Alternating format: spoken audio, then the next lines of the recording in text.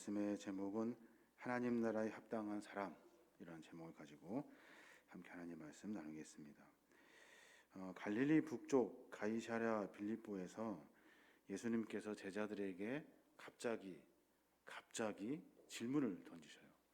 그 질문이 뭐냐면 사람들이 나를 누구라고 하느냐 하는 질문이었어요.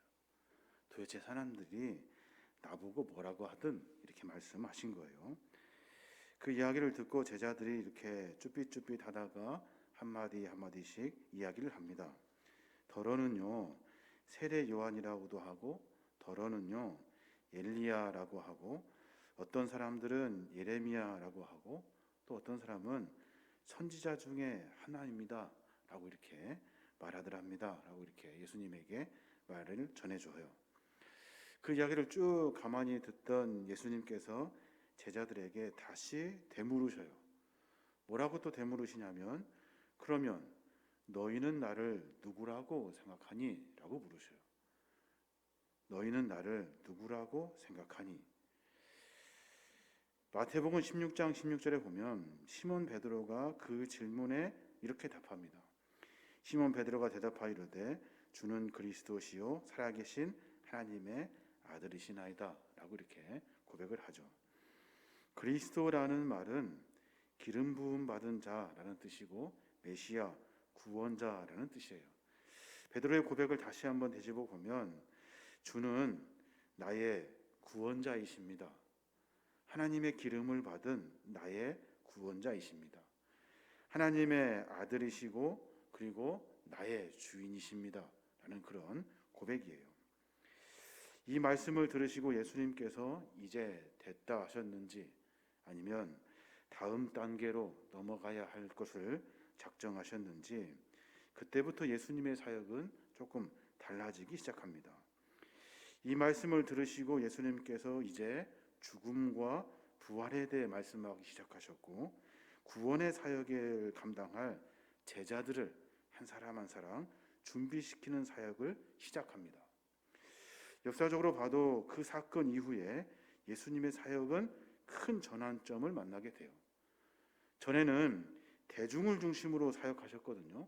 4,000명을 먹이시고 5,000명을 먹이시고 무리를 모시고 말씀하시고, 그런데 그리스도라는 그 베드로의 고백의 시점부터는 예수님의 사역은 제자의 삶, 제자란 누구인가, 어떤 사람이 그리스도의 사람인가, 누가 주님의 제자인가라는 이 제자도에 대한 이야기들을 제자들에게 가르쳐 주시고 그 제자를 키우는 일에 집중하시는 것을 우리가 성경을 통해 깨달을 수 있습니다.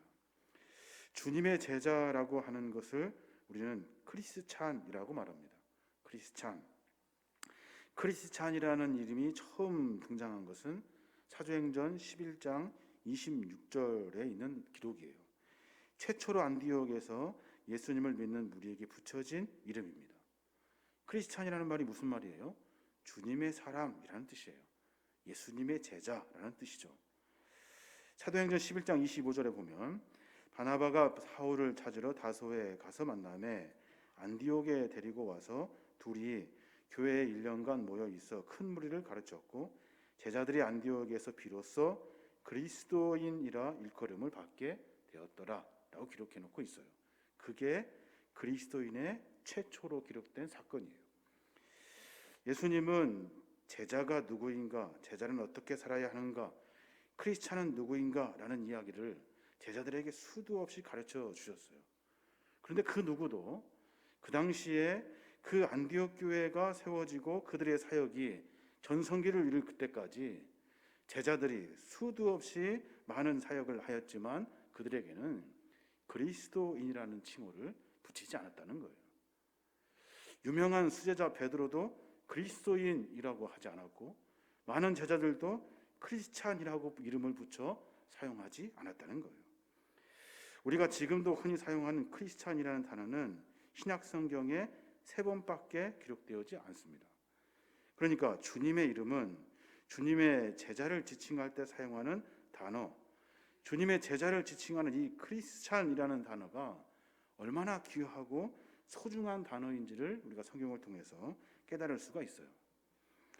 베드로전서에는 이 단어를 언제 사용하냐면 이럴 때 사용하더라고요. 베드로전서 4장 16절에 보면 만일 그리스도인으로 고난을 받으면 부끄러워하지 말고 도리어 그 이름으로 하나님께 영광을 돌리라 라고 말해요. 무슨 말이냐면 그리스도인이라고 누가 너에게 고난을 주거든, 누가 너를 부끄럽게 하거든 그 이름으로 하나님께 영광을 돌려라. 감추지 말고 도망가지 말고 피하지 말고 그 일을 통해서 하나님이 드러나도록 하여라 라고 이렇게 명령하고 있는 겁니다. 다시 말해서 그리스도의 이름으로 고난받는 자들을 칭하여 그리스도인이라고 사용하기 시작했다는 거예요. 예수님의 제자는 결론적으로 어떤 사람입니까? 고난 앞에 주저하지 않는 사람들이 그들이에요. 그리스도인은 누굽니까? 신앙인은 누구입니까?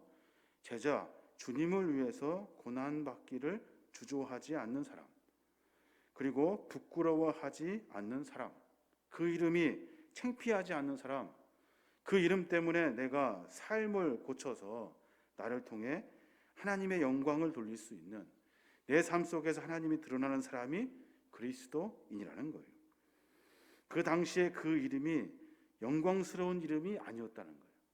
그리스도인이라고 하면 반드시 고난이 있었고 핍박이 있었고, 그래서 사람들은 그들에게 그리스도인이라고 붙여서 격려하며 이름을 불러 주었다는 겁니다. 그리스도를 구주로 고백하고 주님을 믿고 따르는 우리는 우리 스스로 크리스찬이라고 이야기합니다. 나 그리스도인이야, 나 신앙이냐, 그런 말이죠. 이 말이 참으로 쉬워졌고 이 말의 의미도 다 사라져 버렸고 그 말이 어떤 뜻인지 우리는 쉽게 고민하지 않아요. 그냥 교회만 다니면, 교회만 등록하면 모두가 다 그리스도인인 것처럼 살아요. 성경을 조금만 들여다보면 그리스도인이 어떤 사람인지를 우리가 쉽게 알 수가 있어요. 오늘 여신도 헌신 예배를 통해서 우리가 다시 한번 주님의 제자, 그리스도인이 어떤 사람인지 오늘 몇 가지 같이 이야기를 나눠보고 내 삶을 다시 한번 결단했으면 좋겠어요. 다시 주 앞에 헌신하고 다짐할 수 있는 그런 시간이 가졌으면 좋겠어요. 오늘 본문에 보니까 3명의 무명의 사람이 나와요. 이름도 없는 3명이 딱 등장하는데 그 3명의 이야기를 통해서 예수님은 그리스도인이 누군지를 명확하게 가르쳐 주셔요. 첫 번째 사람의 특징이 뭡니까? 내가 어디로 가든지 주님을 따르겠습니다 하면서 주님께 막 나와요.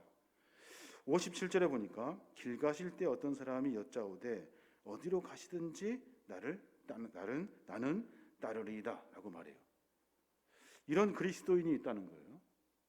내가 무슨 일 있어도 주님 따르겠습니다 했다는 거예요. 그때 주님이 하신 말씀 뭐라 해요? 여우도 굴이 있고 공중의 새도 집이 있으되 인자는 머리둘 곳이 없다라고 말씀하셔요. 그 말을 듣고 이 사람 어떻게 했을까요? 뒤에 기록은 나와 있지 않지만 분명히 제자가 되지 못했어요. 그리스도인이 되지 못했어요. 예수님이 하신 말씀을 듣고 그 자리에서 그냥 도망치고 말았어요. 예수님 말씀 무슨 말이에요? 좋아 보이니? 이게 좋아 보여? 머리 대고 편히 잘 곳이 없다. 편해 보이니? 괜찮아 보이니? 내가 갈 곳이 없다. 편하게 잠잘 시간이 없다 라고 말씀하시는 거예요. 그 말을 듣고 아마 잽싸게 도망갔을 거예요. 입으로 말하는 그리스도인들은 도망가죠. 예수님은 쉴만한 집도 없으셨고 예수님을 따르는 삶은 기쁨과 즐거움만 있는 것이 아니죠. 그리스도인의 삶은 핍박이 있고 고난이 있고 포기해야 할 것이 있고 희생이 있는 삶이 그리스도인의 삶이에요. 여러분 어떻습니까? 저와 여러분의 신앙의 삶의 모습을 한번 점검해 볼 필요가 있어요. 무슨 고난을 받고 계십니까? 어떤 희생을 내가 지금 하고 있고 내가 주를 위해 무엇을 헌신하고 있고 손해보고 있는지를 한번 스스로 깊이 고민해 봐야 하는 겁니다. 초대교회 성도들이 그리스도인이라는 이름 때문에 순교의 제물이 되기도 합니다. 오늘 찬양하면서 화면 보셨을 거예요. 그리스도인 예수의 제자라는 것 때문에 굶주린 사자의 밥이 돼버리고 맙니다. 이런 일들이 비일비재하게 일어났다는 거예요. 그런데 그들은 그 신앙을 버리지 않아요. 버리면 쉽잖아요. 나 아닙니다 하면 된다고요. 그런데 그러지 않았어요. 나는 그리스도인입니다. 주님의 제자입니다. 라는 사실을 늘 마음에 품고 함께 고백하는 사람들과 서로 연대해서 하나님의 나라를 위해서 열심히 복음을 전했다는 거예요. 그 물고기 그림 여러분 아실 거예요. 제가 사진 한 장 보내드리면 이 물고기 이름을 마치 암호처럼 그 당시에 그리스도인들이 사용했대요. 그러니까 이런 거예요. 길을 가다가 누구를 만나서 이야기하는데 저 사람이 꼭 그리스도인 같은 거예요. 그러면 길바닥이나 어느 종이에다가 물고기 그림을 이렇게 그립니다. 그러면 서로 아무 대답 없이 저쪽에서 그리스도인이면 또다시 물고기 그림을 다 그립니다. 그리고 서로 눈을 마주쳐요. 그리고 함께 그리스도의 나라를 품으며 웁니다. 그리고 다시 헤어져서 또 다른 그리스도인을 찾습니다. 여기에 보면 물고기는 헬라어로 익투스라고 읽어요. 익투스 무슨 뜻이냐면 물고기라는 뜻이에요. 익투스라는 철자 하나하나에 의미를 담아요. 처음에 글자 이렇게 아이처럼 생긴 이 글자는 헬라어로 이따우라고 읽는데 이것이 예수스라는 말이에요. 예수. X라고 써 있는 두 번째 단어 그거를 키라고 읽는데 그리스도, 크리스토스라고 이렇게 읽죠. 그리고 또 이게 델타 같이 이렇게 테오스라고 같이 생긴 거 이거 떼따라고 읽는데 이거를 데우 하나님의라는 말이고 그 Y 같이 생긴 거 그것이 엡실론이라고 하는데 아들이라는 뜻이고 그리고 시그마 이렇게 시그마처럼 된 것이 시그마라고 있는데 소테르 구원자라는 뜻이에요. 여하튼 이 글자를 쭉 연결해 보면 하나님의 아들 구원자 예수 그리스도라는 뜻이 돼요. 모두가 그리스도인들이 이것을 자기의 암호로 삼고 서로를 만나면서 그리스도와 소통을 합니다. 물고기를 서로 그리면서 그리스도의 사랑을 함께 다시 느끼게 되는 거죠. 그래서 그리스도인들의 삶은 그래서 고난이고 어려움이죠. 참으로 외로운 길을 걸었던 사람들이 그리스도인들이에요. 하나님의 아들 구원자 예수 그리스도 그것이 뭔데 그렇게 인생을 사람들 보기에 비참하게 살아야 하는지 그 가치가 도대체 있는 것인지 다른 사람들은 의문을 품지만 그리스도인들 모두는 그 단어에 생명을 겁니다. 그리스도인이라는 것 때문에 그 내 삶을 전체 주님의 것으로 바꾸어 드리는 헌신과 각오의 삶을 살아요. 그래서 그들은 물고기 그림을 통해서 그들의 신앙을 고백했고 그 고백을 통해서 많은 사람들이 그리스도인의 대열에 함께 동참하고 사역을 감당하게 됩니다. 그 지역에 가면 카타콤이라는 그런 지하 동굴이 있어요. 정말로 아주 막 복잡하게 마치 개미집처럼 이렇게 지어진 집인데 저도 한번 가본 기억이 있어요. 보면 미로처럼 생긴 수십 킬로 지하 동굴 카타콤에서 그들이 생활을 합니다. 왜일까요? 바깥에서 생활하면 잡히면 금방 죽게 되니까 지하 땅굴 파고 들어간 거예요. 들어가서 미로같이 생긴 땅굴을 막 계속 팝니다. 그리고 적군이 들어오면 미로에서 문을 닫거나 아니면 함정을 파거나 들어오지 못하게 미로를 더 깊이 파서 땅속으로 들어가는 생활을 합니다. 한번 생각해 보십시오. 네가 그리스도인이야? 그럼 막 잡아간다고요? 우리가 해야 할 일은 뭘까요? 그리스도 아닙니다 하면 쉬운 거예요. 근데 그들은 그렇게 말하지 않아요. 나는 그리스도입니다 라고 말하면서 그들이 어디에 사는지도 알고 어떻게 생활하는지도 아는 그 카타콤 지하 동굴 땅속에서 묵묵히 그리스도인의 삶을 살아요. 이게 신앙인이라는 거예요. 참 깊이 생각해 볼 이야기예요.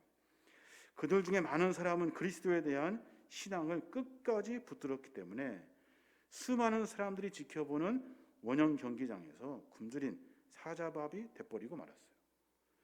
그래서 기독교의 역사는 무슨 역사입니까? 순교와 희생의 역사예요.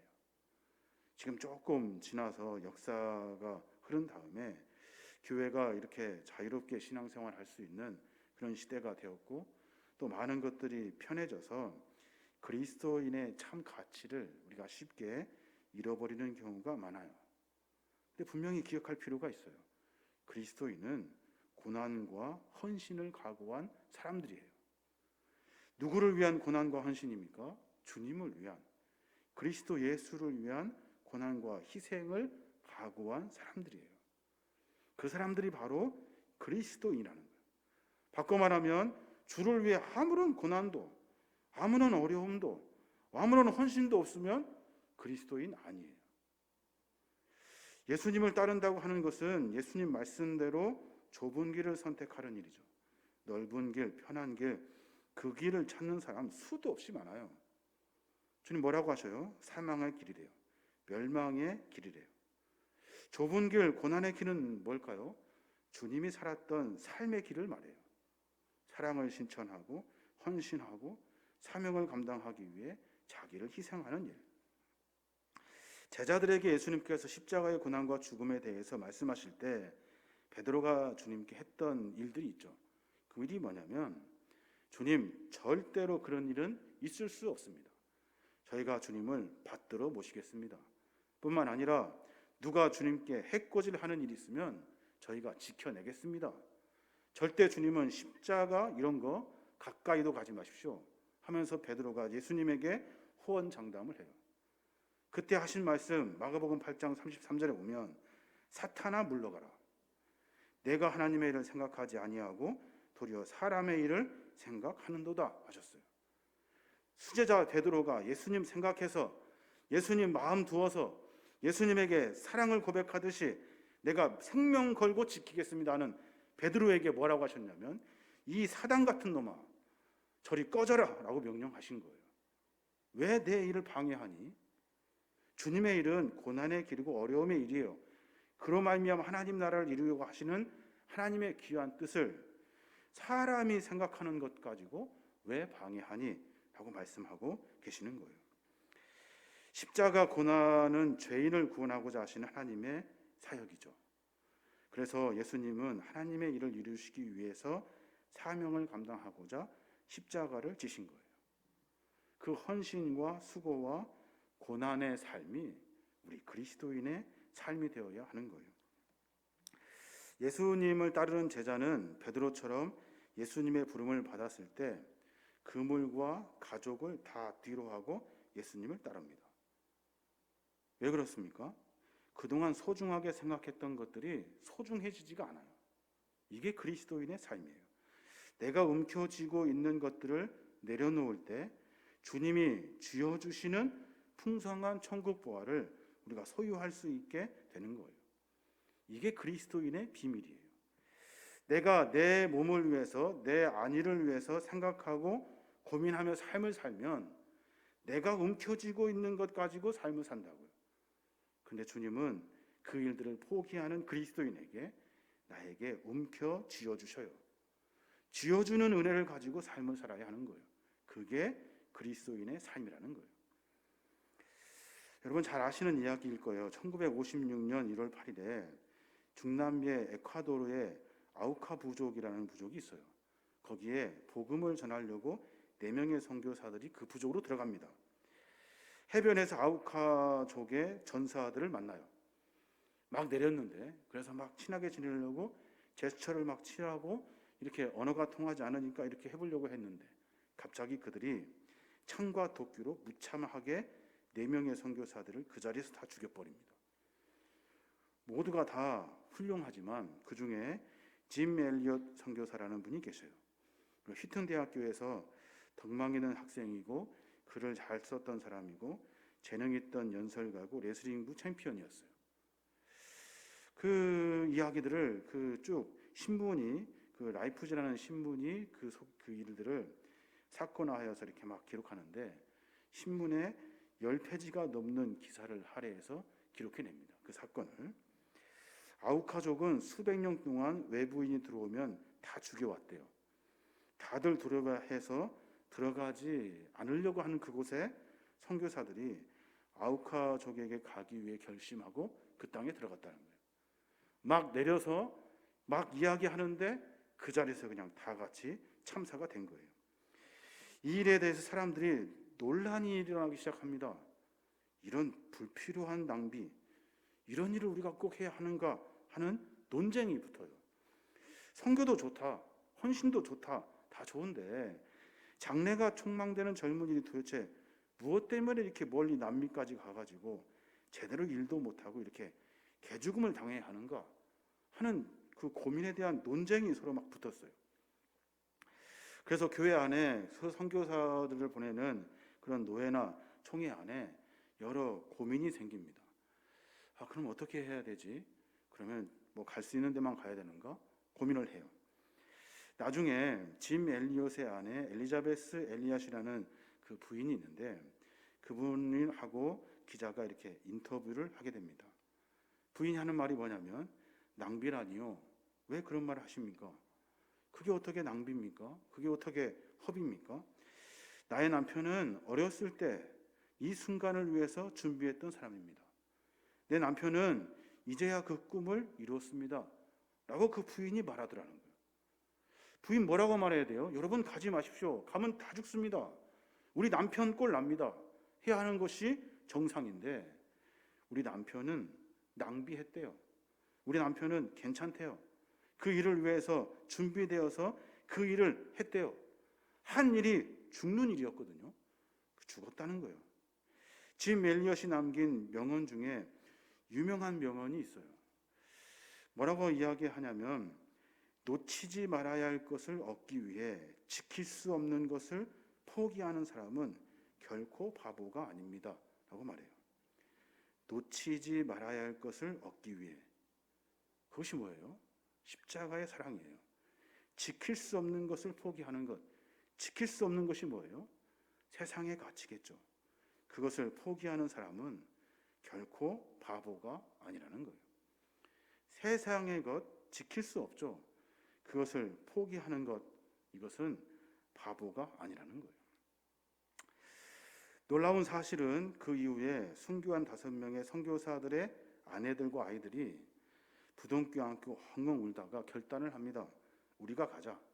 아우카 부족으로 들어가죠. 가서 말씀을 전합니다. 아우카 부족의 특징이 뭐냐면 여자와 아이들은 죽이지 않는다는 거예요. 전혀 몰랐거든요.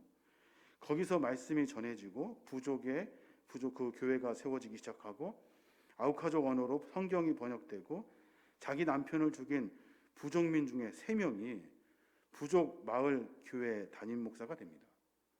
그리고 그 복음을 다시 전하게 되죠.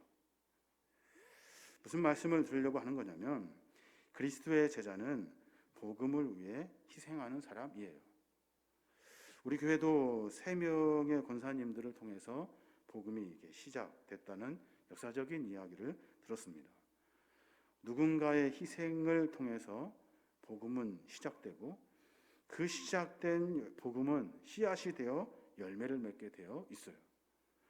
그럼 이제 물어야 돼요. 오늘날 나는 희생과 헌신의 씨앗을 심고 있는가? 지금 나는 주님을 위해서 무엇을 헌신하고 있는가? 내가 아무것도 하지 않고 옆 사람도 하지 않고 저 사람도 하지 않고 우리 공동체가 아무도 하지 않는다면 이젠 거기에서는 끝이 난 거예요. 열매도 없고 헌신도 없어요. 복음의 역사는 그런 거예요. 세상의 역사는 그렇지 않지만 복음의 역사는 희생과 헌신으로 열매 맺게 되어 있는 거예요. 나는 도대체 주님을 위해 무엇을 희생하고 있는가 하는 것을 깊이 생각해 봐야 하는 겁니다. 제 스스로에게도 묻습니다. 너는 주를 위해 무엇을 희생했니? 라고 물을 때 저는 젊었을 때는 지금도 물론 젊습니다만은 저는 젊음을 주님께 드리겠습니다. 그랬다고요. 내가 주님께 생명을 다해서 헌신하겠습니다. 지금은 나에게 그런 열정이 없어요. 내가 젊음을, 내 생명을 그런 마음보다는 다른 것을 더 움켜쥐려고 하는 것들이 있어요. 그럼 어떻게 될까요? 역사가 일어나지 않죠. 내 안에 어떤 움직임도 일어나지 않아요. 하나님의 일은 헌신과 사명을 감당하기 위해 내가 내어드리는 나의 희생을 통해서 열매가 시작되거든요. 세상에서 잘 나가는 일들을 가지고 움켜쥐고 있으면 복음 안에서는 그것이 실패로 돌아가게 되어 있어요. 여신도와 여기 모인 모든 사람들이 고민해 봤으면 좋겠어요. 나는 도대체 주님을 위해 무엇을 희생하고 있는가? 또 하나는 두 번째 사람이 나와요. 두 번째 사람의 특징은 예수님께서 직접 그에게 말씀하셔요. 야, 너 나 좀 따라라. 그렇게 명령하셨다고요. 59절에 보면 또 다른 사람에게 나를 따르라 하시니 그가 이르되 나로 먼저 가서 내 아버지를 장사하게 허락하옵소서 라고 답해요. 주님 하신 말씀, 야, 죽은 자들로 자기의 죽은 자를 장사하게 하고 너는 가서 하나님 나라를 전파하라 라고 말해요.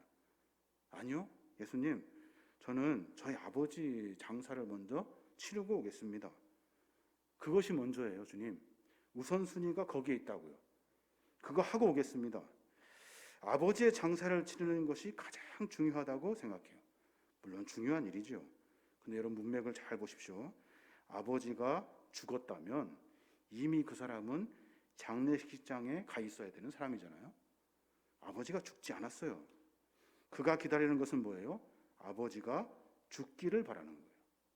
뿐만 아니라 아버지가 죽으면 뭐 효심이 다해서 장례식을 치르겠다 이게 아니라 그 재산이 욕심이 났던 거예요. 그러니까 몇 년이 걸리든 수십 년이 걸릴지 모르는 아버지가 죽고 장사 지르는 그날 내가 나 챙길 거 다 챙기고 정리할 거 다 정리되고 그리고 나서 주님을 따르겠습니다 한 거라고요. 아주 숭악한 사람이에요. 사람. 그래서 예수님은 그에게 말씀하시기를 죽은 자들의 장례는 영적으로 죽은 자들이 치르도록 하여라 라고 명령하신 거예요. 현대어 성경으로 보면 예수님은 그에게 죽은 사람의 장례는 영적으로 죽은 사람들이 하게 내버려 두고 너는 가서 하나님 나라를 전파하라 라고 명령하신 거예요. 죽은 사람의 장례는 영적으로 죽은 사람들이 하도록 내버려 두라는 거예요. 너가 할 일은 뭐예요? 영적인 것을 살리는 일. 영적으로 죽은 사람들은 내버려 둬. 우리가 영적으로 다시 살릴 수 있는 사람에게 찾아가자 하고 명령하시는 거예요. 삶의 우선순위가 뒤바뀐 사람이죠. 뭘 좀 부탁을 드리면 헌신하십시오, 봉사하십시오 하면 우리는 늘 우선순위를 두어요. 누구 한 명, 제가 먼저 하겠습니다 하는 분들도 물론 계시지만 쉽지 않아요. 우리가 머리가 그렇게 자동적으로 돌아가는가 봐요. 저도 마찬가지예요. 좀 희생할 것 같으면 머리가 돌아가죠. 이건 두 번째, 다음에. 하나님께 드리는 헌신 봉사의 삶이 먼저여야지 미루어지거나 세상 일 다 하고 하겠다, 시간 남을 때 하겠다 이렇게 하면 그리스도인이 아니라는 거예요. 주님은 그 얘기하고 계시는 거예요. 우선순위가 뭐니? 너의 첫 번째는 무엇이니? 라고 묻고 있는 거예요. 구약 성경에 보면 여러 말씀들이 있습니다만은 가나안 땅에 들어가서 첫 열매를 거둡니다. 그때 주님이 하신 말씀이 그거 나한테 갖고 와라 이거예요. 처음 열매. 가나안 땅에서 처음 농사져서 딴 열매가 얼마나 귀하겠습니까? 먹고도 싶고 그리고 막 그거 갖다 뭘 하려고도 싶겠죠. 근데 그거 나한테 가져오라. 민수기 15장 18절부터 보면 너희는 내가 인도하는 땅으로 들어가 그 땅에서 난 양식을 먹을 때 그 중에 일부를 나 여호와께 예물로 바쳐라. 처음 거둔 곡식으로 빵을 만들어서 타작한 곡식을 바칠 때처럼 들어올려 바쳐라 라고 명령하셔요. 처음 것을 드리라는 것은 우선순위가 어디에 있냐는 거예요. 그 열매에 있니? 아니면 나에게 있니? 라고 묻고 계시는 거예요. 첫 열매를 맺게 되는 것, 그것으로 맥추절을 지켜라 라고 명령하셨고, 첫 열매를 하나님께 드리는 것은 나의 삶의 우선순위 첫 번째는 주님이십니다 라는 고백을 주님이 원하신다는 거예요. 우리가 요즘 민수기서를 큐티하고 있습니다. 민수기서에 보면 첫 아들을 하나님께 다 바치라고 명령해요. 그들을 통해서 성전에서 일할 수 있는 레위인을 삼으라 명령하셨어요. 민수기 8장부터 쭉 보면은 레위인을 구별하여서 하나님께 바치는데 너가 낳은 장자 첫 번째 아들들을 다 모아가지고 레위인으로 삼으라는 거예요. 왜 그러냐면 출애굽할 때 이미 장자의 재앙이 있는 그날 밤, 그때 이스라엘 백성들은 양의 문설주에 양의 피를 바름으로 하나님께서 넘어가게 은혜를 베풀어 주셨다는 거예요. 그러니까 그 첫 번째 아들은 누구의 것이에요? 하나님의 것이라는 거예요. 그런데 하나님의 것인데 하나님의 것이 아닌 양, 마치 내 것인 양, 내 아들이 소중한 것처럼 생각하며 삶을 살아요. 아니야, 그거 나의 것이야. 이미 죽을 수밖에 없는 그 아들을 내가 살려주었잖아. 가지고 와 라고 명령하신 거예요. 그때 사람들이 고민을 하겠죠. 어떻게 하면 좋을까? 그때 선택을 합니다. 다 장자들을 모아서 레위인으로, 다 성전으로 돌려보내요. 그리고 숫자가 넘친 사람들은 값을 치루어서 그 값을 치르게 하셨어요. 민수기 8장 16절에 보면 이와 같이 너는 이스라엘 백성 중에서 레위인을 구별하여 그들이 나에게 속하게 하라. 내가 레위인을 정결하게 하여 특별한 예물로 나에게 바친 후에야 그들이 성막에서 자기의 직무를 수행할 수 있을 것이다. 첫 아들을 바친다는 의미는 가장 중요하고 소중하고요, 그것을 하나님의 것으로 돌리는 거예요. 나의 우선순위는 하나님입니다. 하나님이 하라고 하시면 가장 중요한 첫 번째 장자까지도 내가 하나님 앞에 드리겠습니다 하는 거예요. 우선순위가 무엇인가?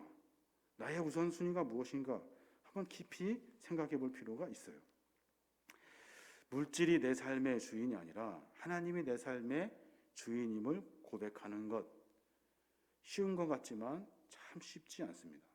주님 말씀하시죠. 마태복음 6장 33절에 먼저 너희는 그의 나라와 그의 의를 구하라. 그리하면 이 모든 것을 너희에게 더하시리라. 이 긴 문장 중에 가장 중요한 단어가 뭘까요? 가장 중요한 단어, 여러분 뭐 계산할 것도 없어요. 맨 앞에 있는 먼저라는 단어예요. 먼저 할 일, 너가 먼저 할 일이 뭔지를 먼저 정하는 거예요. 그때 하나님의 은혜를 만나게 되는 거예요. 오늘 본문에 보니까 그 어떤 사람은 그렇게 하지 못했어요. 부모가 소중하고 부모의 재산이 더 소중하고, 그래서 장례식을 기다리고 있었다고요. 언제쯤 될까? 그날을 손꼽아 기다리고 있었다는 거예요.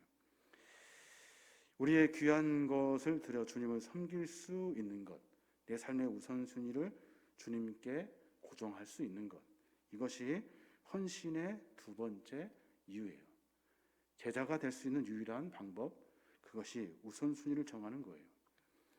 이제 마지막으로 세 번째 사람을 주님 말씀하시는데, 내가 주를 따르겠나이다마는 나로 먼저 내 가족과 작별하게 하십시오. 61절에 또 다른 사람이 이르되 주여 내가 주를 따르겠나이다마는 나로 먼저 내 가족을 작별하게 하옵소서. 그랬더니 하시는 말씀, 야, 손에 쟁기를 잡고 뒤를 돌아보는 자는 하나님 나라에 합당하지 않다. 단방에 너 탈락이다 하신 거예요. 야, 손에 쟁기 잡고 뒤를 돌아보면 그 쟁기질이 빤듯이 되겠느냐? 결단해. 뭐야? 가족이야? 나야? 말해봐 라고 하시는 거예요. 결단의 중요성, 하나님의 부르심을 받은 자는 온전하게 순종할 수 있어야 돼요. 성경에 보면 부르심 받은 사람들 많이 있어요. 아브라함, 모세, 선지자들 많죠. 가족과 의논하고 오랫동안 생각해보고 결정한 사람 없어요. 다 하나님이 하시는 명령에 즉각적으로 반응해요. 이사야 선지자는 하나님이 부르실 때 내가 여기 있습니다, 나를 보내십시오 라고 말했고, 여호수아는 고별 선교에서 이 답답한 사람들아 오직 나와 내 짐은 여호와를 섬기겠노라.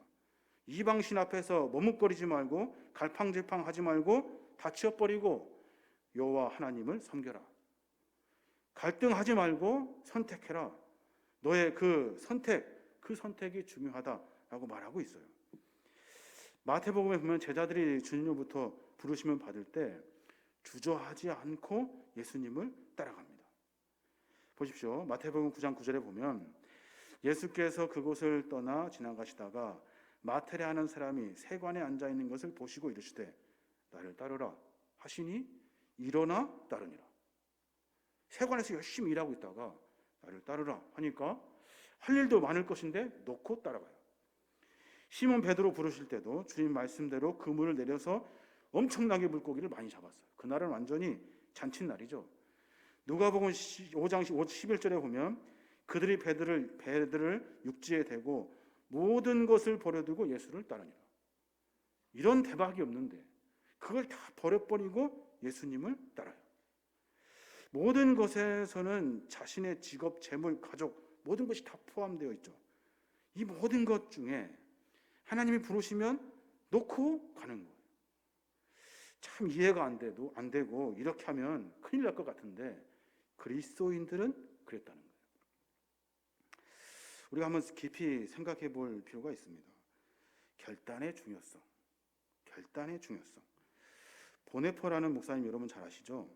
나치의 위협에도 불구하고 하나님 말씀을 증거하다가 히틀러 암살 모의로 감옥에 갇히게 되고 결국에는 죽게 되는데, 그분이 쓰신 책 중에 나를 따르라 하는 책이 있어요. 그 책에 보면 그분이 그렇게 말씀하셔요. 살아있는 그리스도가 없는 기독교는 분명 헌신이 없는 기독교와 같다. 헌신이 없는 기독교는 그리스도 없는 기독교나 마찬가지다 라고 말해요. 살아있는 그리스도가 없는 기독교는 헌신이 없는 기독교래요. 헌신이 없는 기독교는 그리스도가 없는 기독교라는 거예요. 헌신 어떻게 해야 돼요? 결단해야 돼요. 앞뒤 재지 않고 해보겠다 해야 되는 거예요. 그래야 일이 되는 거예요. 그래야 거기에 그리스도인이 살아나게 되는 거예요. 결단하지 못한 부자 이야기 여러분 아시죠? 큰 부자가 어떻게 하면 영생을 얻을 수 있습니까? 예수님께 물었어요. 그랬더니 예수님 하시는 말씀 간단해. 네가 가지고 있는 재물 다 팔아서 가난한 사람에게 줘. 그랬더니 그 친구가 뭐 다른 이야기 하지도 않고 그냥 그 자리에서 도망가 버려요. 재물이 많고 많은 이 사람이 슬픈 기색을 띠고 근심하면서 도망갔다는 거예요. 제자로 산다는 것, 그리스도인으로 산다는 것이 뭘까요? 내 중심이 아니라 하나님 중심으로 가치관을 바꾸어 사는 거예요. 죄인의 속성 중 하나가 뭔지 아십니까? 죄인. 누가 죄인이에요? 죄를 진 사람입니까? 법을 어긴 사람입니까? 성경은 그렇게 가르치지 않아요. 물론 그것도 죄인이겠지만 자기 중심의 삶을 사람을 죄인이라고 해요. 자기 중심의 삶을 사는 사람. 너 어떻게 할래? 하나님한테 갈래? 네가 생각해서 갈래? 그때 뒤도 안 돌아보고 나는 나를 선택할 거야 하면 그 죄인이에요. 나는 하나님을 선택할 거야. 거기서부터 은혜가 풀리기 시작하는 거예요. 이게 성도의 삶의 방식이 되는 거예요. 예수님을 만나면, 복음이 들어가면 가치관의 대변혁이 일어납니다. 가치관. 이 세상의 주인은 나가 아니라 하나님이 돼버리죠. 하나님 중심의 삶으로 바뀌는 거예요. 이론적인 이야기 같아요. 그런데 깊이 고민하고 묵상하면 내 삶이 다듬어지기 시작해요. 생각하고 또 고민하면 그 삶이 하나님을 기쁘게 하는 삶이라는 것을 깨닫게 돼요. 내가 그리스도인하고 껍질로만 그리스도인으로 삶을 사는 것이 아니라 내가 고민하면 내 안에 계신 예수님이 나로 하여금 그리스도인이 되게 하시는 거예요. 문제는 뭐예요? 고민하지 않는 거예요. 생각하지 않는 거예요. 쉽게 내가 원하는 대로만 하는 거예요. 그러니까 가치관의 변화는 일어나지 않는 거예요. 오늘 여신도뿐만 아니라 여기 모인 사람들이 함께 예배하며 헌신하는 마음을 다잡는 헌신 예배를 하나님 앞에 드리고 있습니다. 내가 과연 그리스도인인가 하는 질문으로 시작해서 제자란 무엇인가 하는 고민뿐만 아니라 내가 무엇을 포기하고 우선순위를 두어야 하며 또 무엇을 결단해야 되는지에 대한 이야기를 함께 나누었습니다. 여러분, 선포하건대 우리는 예수님의 팬이 아니에요. 예수님 저 따르겠습니다. 예수님 좋아요. 예수님 팬 아니라고요. 우리는 예수님의 제자예요. 그리스도인이에요. 그러니까 예수님이 살아가시는 삶을 우리가 살아야 하는 거예요. 그 삶을 통해서 하나님의 은혜를 만나게 되는 겁니다. 저 여러분이 삶을 조금 정비해 봤으면 좋겠어요. 삶을 정비하기가 참 어렵습니다. 근데 매번 몸부림칠 때 우리의 삶은 어쩌면 주님 부르시는 그날의 마지막 다듬어질 수 있을 수 있어요. 다듬어지기 위해 내 삶을 고민하며 살아가는 그런 삶으로 말미암아 제자가 되시고 그리스도인이 되시길 주님의 이름으로 축원합니다.